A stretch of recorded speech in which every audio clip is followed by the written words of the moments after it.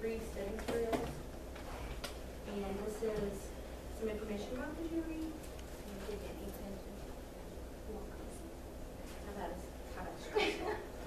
These are always good to have. Thank you. So, and I'm Santina, and I am the testing center manager.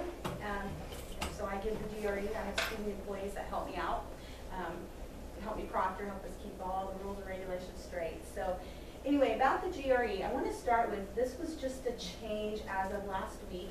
You may receive referral to the GRE as GRE, GRI, or they just added GRG. No idea what the acronym stands for, they just said. They did some updating, and so they've added that. I'm thinking it's graduate record examination, possibly general test. The general test consists of reading, writing, and or verbal, quantitative, and writing sections. The tests are taken by individuals who are applying for graduate programs, and it measures skills that have been developed over a long period of time. So the books that you've received will help you go back a little bit and touch on things that possibly you've forgotten about or know, but just don't quite know how to get there, okay? And the exam itself contains 6 sections. Critical thinking and analytical writing are 1 section. Then you'll have verbal reasoning, there's 2 sections, quantitative reasoning, and an identified or an unidentified section while you're testing, okay? Your critical thinking and analytical writing, they measure your critical thinking and analytical writing skills. So each is 1 section, which includes 2 separately timed tasks, each 30 minutes in length, and they are scored on a 0 to 6 scale in half-point increments. So they're scored a little differently than the rest of the sections, okay? Any questions so far? So what is critical thinking and analytical writing? The books will help explain that, okay? What they're looking for. The verbal reasoning section measures your ability to analyze and evaluate written materials, relationships among components, parts, sentences, and recognizes relationships among words. You'll have 2 sections throughout the exam. Each section is 30 minutes in length, and it has 20 questions. The score for that is based on a scale of 130 to 170. And I hate to just read off the PowerPoint, but this was just the most important information and just kind of touches on that, okay? Your quantitative reasoning, once again, it measures your problem-solving ability, focuses on everyday arithmetic, algebra, geometry, and data analysis. For that, you'll also have 2 sections. Each one will be 35 minutes in length, 20 questions, 130 to 170 scale also. You do have an online calculator that's available for your use during those sections. So no need to bring a calculator or anything like that. If you do, no big deal, we'll just make you lock it away. Your unidentified section is 1 section, and it does not count towards your test. Or you have an identified research section, and it doesn't count towards your score. Now, how do you know if it's identified? It'll tell you. Or unidentified won't tell you. It can be any time after the written part of your exam. So mostly what we tell people in the testing center, it's just important to read the directions presented before each section. And if in doubt, always assume they're being scored. Okay, just assume that. After the 3rd section, so you have your 2 writing, you'll have a verbal, a quantitative, and then it's your 3rd section, or after your 3rd section, beginning of your 4th. You'll have a 10-minute break. So you can bring definitely snacks, something to drink. The restrooms, the water fountains are just across the hall from us, so that gives you time to stretch. The exam's pretty long, so you might want that break. You'll also have 60-second breaks between sections to stretch in your chair. Close your eyes a little bit from the computer screens. Rest. Okay, so now this is what their homepage looked like last year. They changed it a little bit, different people is all. To register for your exam, you go to that homepage. It's www.ets.org, and along there you would choose GRE. In the United States, the GRE test is given only computer-based. There will be an option while you're registering to register for paper-based. Paper-based is only given in countries that don't have internet or computers readily available to their citizens, so not in the United States. You'll need to create an account in order to register. It's also the only way that you'll be able to view your scores. They no longer mail your scores to you. So once again, it's really important. We get busy certain times of the year, and this is a busy time of year for us, to register early, so that way you get your date and the time that you prefer. We test Monday through Fridays from 9 to 3, and Wednesdays are 9 to 6. You're looking for about a 4.5-hour block of time. The exam is not 4.5 hours, but you have your direction screenings, and then it allows time for you to choose your schools, that kind of stuff. I think I hit on all that here in just a little bit. The current cost is $205. That changes yearly. If you are a person who has disability or health-related needs, we also strive to provide accommodations to people who need the exam, who need to test with accommodations. However, if you need an accommodation, you need to apply through their accommodation. I think it's disability services. Now that telephone number is going to be located not only on that green sheet of paper that I gave you, but also on that ETS website under the GRE. They have specific parameters that you have to fall under to get accommodations, but definitely if you need an accommodation, to contact them. So here we're going to touch on this again. You need to allow a 4.5-hour block of time. Your overall test time, though, is about 3 hours and 45 minutes.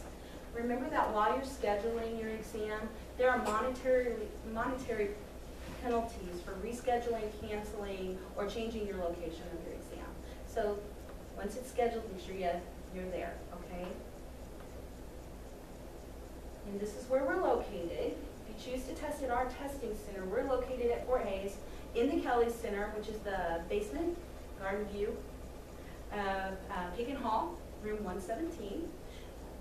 Just 7th Street and Park, just right in front is Picken Hall. Are you guys aware where we're? Do you know where we're located? Okay. And feel free, I think you missed this. We're so small that this is going to be pretty informal, so please feel free to ask questions, okay? Okay, on test day. If you'll report to the testing center 30 minutes prior to your appointment time, this allows us to get you checked in. There's some paperwork that you have to fill out, including like a confidentiality statement. That way we are able to start you at your appointment time. Dress so that you can adapt to any temperature. We have to follow strict policies, procedures, and we have to keep our temperature of the testing area between 72 and 74. So we keep it at 73. If that's hot to you, dress appropriately. If that's cool to you, bring a sweater, okay, or a jacket. You will be required to show one government-issued ID when you check in. It has to have your name, your picture, your signature, and it cannot be expired. That includes a driver's license, a passport, a military ID. If you are not a citizen of the United States and you are taking the GRE, you'll need to bring a passport. A complete list of acceptable IDs, once again, if you don't have those, are found on that website. But if it doesn't follow that criteria, we won't be allowed for you to test, and you just forfeit your test fee. So I hate to see that. It does happen occasionally, such as the names on the IDs need to match exactly the name that you registered with. And we'll have people come in who got married over the summer, got divorced, and their names are no longer matching. And unfortunately, we can't test if you don't have the right ID. Okay?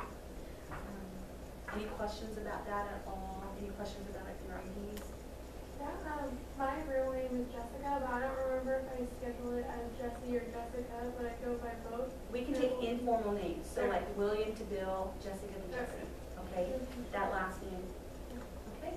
And if you registered with just your middle initial and not your full middle name, but that's on your ID, we're okay with that too. Okay, that's a good question. You will be asked to sign a roster sheet, and then you'll be asked to read our regulations, and then you will be asked to read and sign an ETS confidentiality statement. Hence the reason we like you there 30 minutes early. You'll be asked to lock all your personal items away. That includes any electronic equipment, watches, coats, hats, food, drinks, purses, wallets, briefcases, notebooks, and backpacks. So nothing's allowed into the testing area except you and what we give you to take in there. Okay? What we're going to give you is scratch paper booklet, 2 pencils, and your ID, and noise reduction headphones. That'll help block out any typing, mouse clicking noises that other test takers might use. Maybe that we have like a sweatshirt on. Absolutely. If you want to take that sweatshirt off, it used to be we couldn't have loose clothing in there either, but they changed that policy, and so you can just hang it on the back of the chair, so that way you can slip it back on if you need to. Okay? In order to protect the security of the exam, because there is so much time given to each and every question that is developed for the exam, make sure it's not biased, make sure that you guys are going to have studied really hard. You don't want people to sell answers on the internet. This wouldn't be right. So we have to ask you to pull your pockets inside and out, just make sure no notes or anything's getting in. We also have you lift your pant legs for notes above your ankles, your watches, stuff like that. And then we bond and scan. That's just to prevent any cell phones to be getting in or any electronic equipment. If you're somebody who wears really heavy glasses, we might ask to have you take those off just to inspect if there's no cameras. We do a lot of exams. GRE is just one of the many exams we give. This is my biggest example. So we have medical doctors come and get recertified all the time. And you don't want anybody just to be your medical doctor, so that's why we protect those tests, okay? We are also at all times audio and video recorded. And then we walk through the testing area real quiet frequently just to make sure that all the items on your desktop are what we've given. It's a great time if you have questions or any new scratch paper or anything like that, okay? Hopefully you won't even know we're in there, but we try to be really, really quiet. For preparation materials, you've got your books. You can also download, it's called Power Prep software from the ets.org website, and that's free. It also has some practice tests and it scores you right away. There's a GRE mobile app. If you have an iPhone, Amazon.com, you can order more books, study materials. And then the library here, I do believe, offers free materials that you can check out. The bookstores have things you can get. There's lots of information out there to help you just become familiar with what might or might not be on that exam.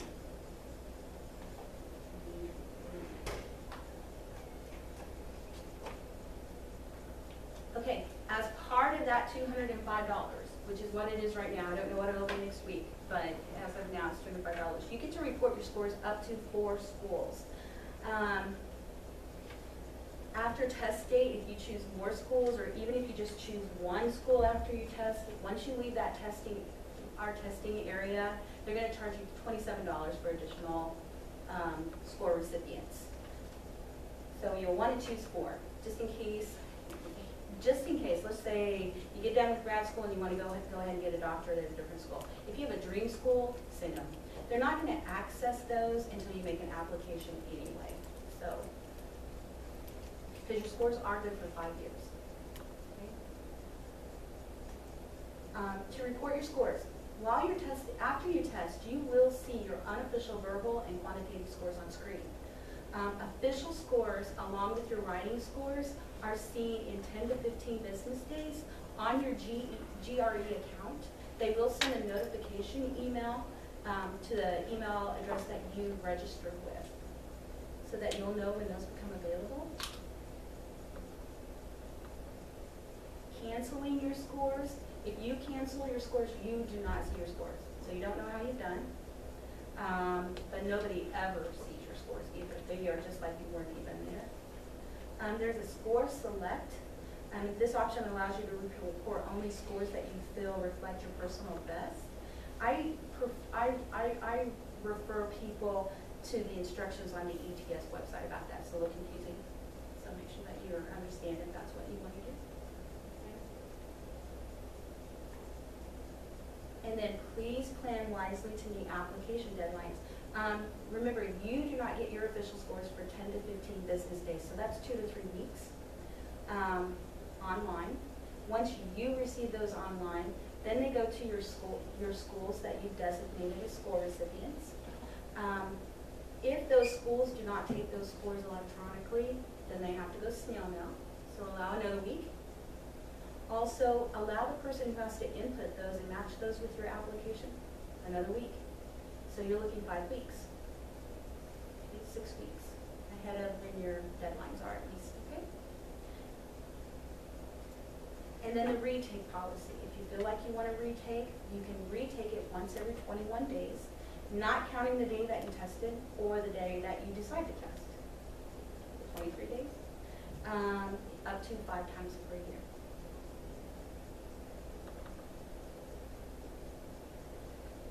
Any questions so far about that?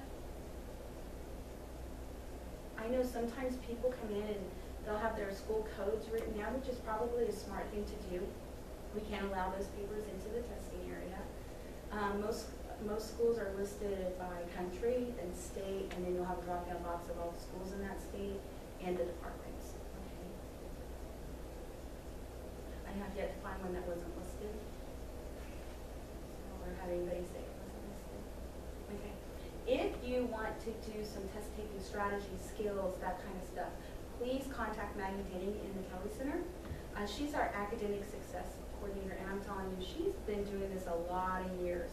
And she does have some really good tips, test taking strategies. If you have your exam scheduled really soon here, try to get in this week. It's a 30-minute appointment, and she does really have some good tips, some strategies to think about. Okay?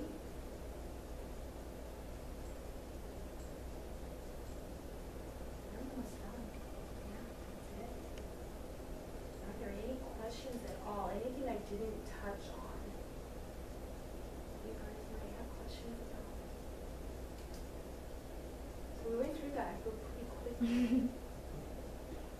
Yes, that's till 9:30. I was a little worried about that. Yeah.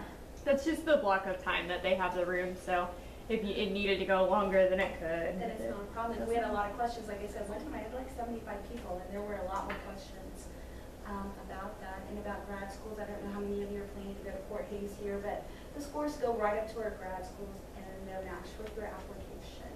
And then I believe they're at that time disseminated to your departments.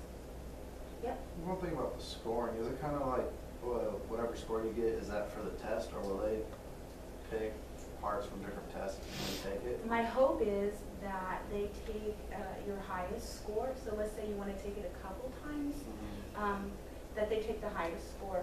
It used to be they compiled them and then. That figured out your best score. I also hear students coming in saying, oh, I need to get like a 300.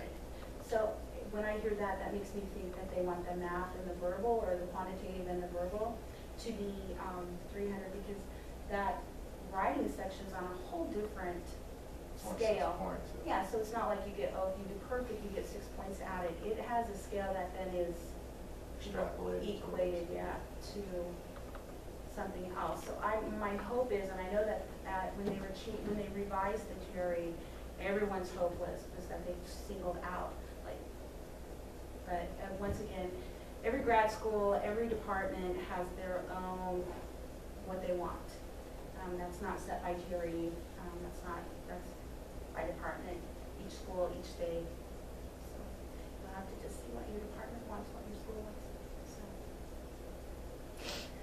those are good questions. Do you have any questions? No? Are you gonna take that? Are you scheduled to take the exam soon? I'm just planning to apply to the school. My husband work here, so I'm just planning to. Sounds good. Well, plan in advance for sure. Make sure you meet those deadlines. I mean, every once in a while we have somebody come in and who says, oh, I need to get my scores in a couple weeks. Oh, I don't have any. Probably not gonna happen. So, you know, I do say, well, I don't know about that. Here's the facts. So. Do you know about, on average, how many times people take the test? Typically I see people once, possibly twice. After that, I don't know what they do. So, my hope is that a lot of departments not only use the GRE, but also GPA, maybe community